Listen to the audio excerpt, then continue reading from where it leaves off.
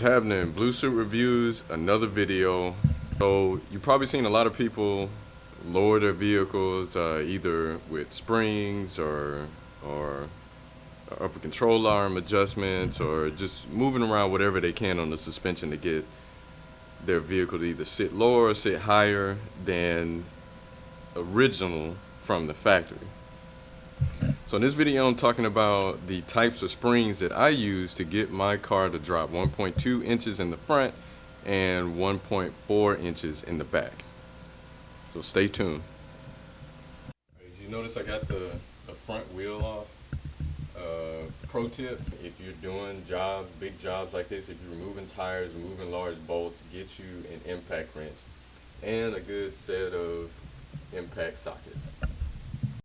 Alright, so right now what we're looking at is the front of the car, and as you look up, wrapped around the shock absorber is a Eibach spring. So these are the Eibach Sport Line springs. I'm going to make sure that I leave a link in the description. I'm not sponsored by Eibach, nor am I a paid spokesperson. I like to say that in my videos just in case people think that my review might be biased. Definitely no biasness here. I'm going to tell you exactly how I feel about these springs. Starting with the installation, the difficulty level, and how they ride. Alright, so I'm going to quickly go over installation. The way that you get this in here is you have to unbolt this bolt from the bottom of the upper control arm, and once you get that off of there, you want to tap the side of this with a hammer. If you can hit this with a rubber mallet and get this to come loose, please do it that way. The reason that you want to use something as soft as possible is because the ball joint on the top of this upper control arm is sealed, and if you hit it too hard, you can actually bust the seal on here. But anyway, if you need something a little heavier, I'd start with a 2-pound hammer and then move to a 4-pound hammer and then a 6-pound hammer. There's not a whole lot of room. If you had a Dodge Challenger Charger, there's not a whole lot of room in here to get a good swing at this, so you might have to use a heavier hammer to get this off of here.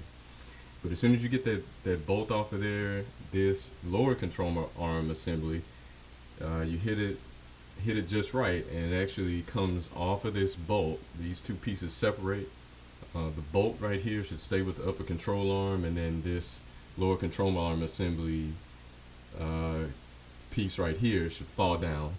Once that happens, the rotor assembly, all of that stuff will fall in front of you, and when you do that, you want to make sure there's something underneath the rotor to keep it from flopping all the way down. A really good trick is to use a bungee cord. So you take the bungee cord and you wrap it around this assembly right here, and then you take it, stretch it, and then find something back there to hook it to. That was very difficult for me because it's not much that you could hook it onto that it doesn't slip off of. But if you look enough, you could find something in here to hook it onto. Alright, so once that's loose, you have to unbolt the bottom the strut. So if you look down there, you see these bolts. You gotta unbolt it from the other side, but that bolt right there has to come out so that you can remove the entire strut assembly. So that bolt comes out down there. This bolt, that bolt comes out, and also on top here, if you have the Hellcat, you have to remove the intercooler reservoir tank so that you can get to 3 nuts that are holding the top of the strut assembly on. Once you get all of those pieces off, this strut comes right out, and once you get the strut out, you have to compress the spring take the strut hat off, decompress the spring, take it off, take it off, then decompress the spring, compress the new spring, put it back on, put the strut hat on, and you have to make sure there's pressure so that you can bolt the strut hat on. If not, the bolt in the middle of the strut hat will spin. So you make sure there's a little pressure, put the bolt on, and then you decompress the spring, and it should be good to go. Once you get done doing that, you take the entire strut assembly, and then you reverse your process. You put it back in. You reconnect that bolt. You reconnect that bolt. Actually, it's probably a better idea to do these top nuts first before you put these bottom bolts in.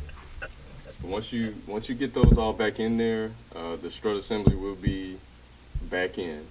Something that you should remember while you're doing this is there is a wire that is going into your car that goes to the ECU, and that's for the suspension control. You have to disconnect that wire, and there's only one wire that goes to the strut, so you'll see which one it is. And the connector for it is tucked behind this fender wall plastic. So make sure you take that loose before you do that.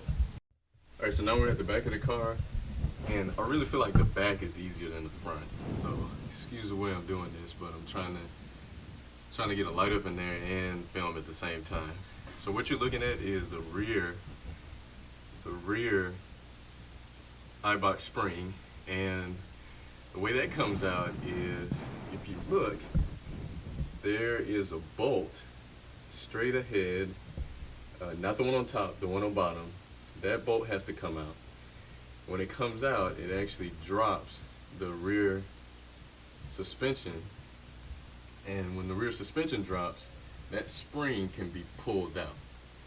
And I think the hardest thing about putting this back is there's a top bushing, a top boot, and a bottom boot. So you have to put the spring in the top boot and the bottom boot. It's really easy to get them to line up in the boots.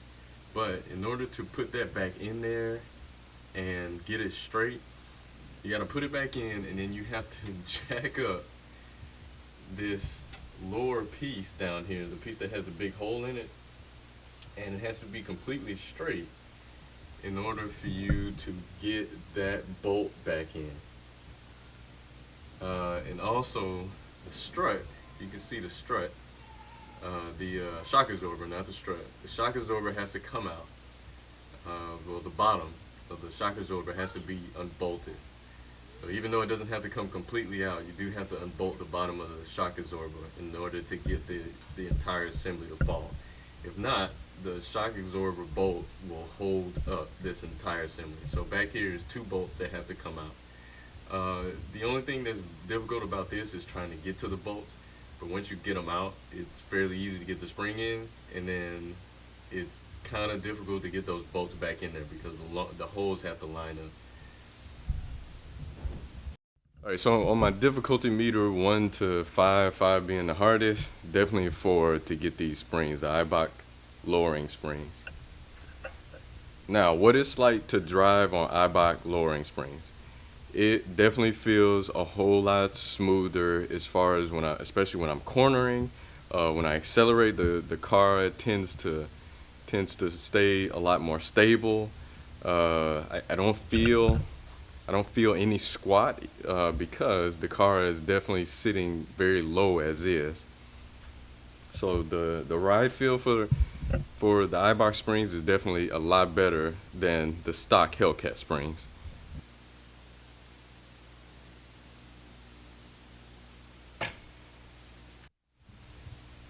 After taking the car off of the jack, you can see the space that we have in there.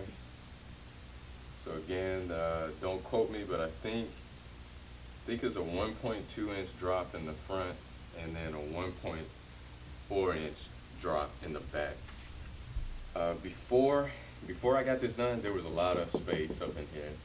As you can see now, with the Eibach Sportline springs, I have just a little bit of gap between the fender wall and the actual tire. I had no rubbing issues. I have bottomed out once on the interstate, which I feel like they could do a better job of repairing some parts of the interstate so that you're not hitting huge dips. But it's a personal problem, complaint that I have. It's definitely not reflective of the springs that I put on the car. Again, the springs they are a lot stiffer. They are progressive springs, and if you don't know what progressive means, it means that they adapt to your driving style. So if you're driving really hard, as if to simulate like you're at the track, then the springs will perform in a track fashion. If you're driving smoothly, then they will perform in more of a smooth driving, more of a sedan type fashion. So I thought that was really cool.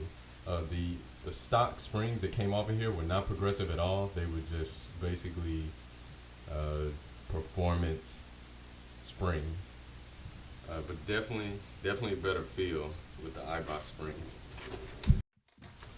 All right, just so I don't leave this out, this is the gap that is left from the Eibach springs that I have in the back. So I'm very satisfied with how this turned out. I don't see myself doing anything different with these springs. I get the stance that I like, I get the look that I'm going for, and I do get better handling. That's it for this video. I appreciate you tuning in. As usual, please like, subscribe to the channel if you want to see other videos like this. Hit the notification bell and leave a comment in the comment section below. If you are thinking about getting the Eibach springs, make sure that you check out the link in my description. I'm going to post a link in there. I don't have a whole lot of complaints about this product. Just to reiterate, I'm not sponsored. I'm not a spokesperson for Eibach. So I like to, and I like it like that because I can do my own unbiased review. I don't have to say I really like the product just because they're paying me a commission or just because they have sponsored me in some type of way. So I'm able to give a more genuine review to you guys. Again, Blue Suit Reviews. I appreciate you tuning in. Stay safe out there, and I will see you in the next video.